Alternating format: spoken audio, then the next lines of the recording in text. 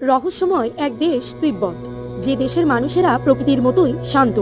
তিব্বতের রহস্যময়তার পেছনে সবথেকে বড় কারণ হলো এর অত্যন্ত দুর্গম প্রকৃতি। হিমালয়ের উত্তরে বরফের চাদরে মোড়া তিব্বত শত শত বছর ধরে নিজেকে বহির্বিশ্ব থেকে আড়াল করে রেখেছে। বিশ্বের যে কয়টি দেশে অপার রহস্য লুকিয়ে রয়েছে তার মধ্যে তিব্বত অন্যতম।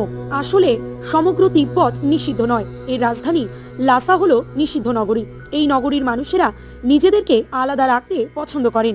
সেখানকার মানুষের জীবনযাত্রাও অনেক ভিন্ন আর রোমাঞ্চকর। বছরে 8 মাস বরফে ঢাকা থাকে তিব্বত।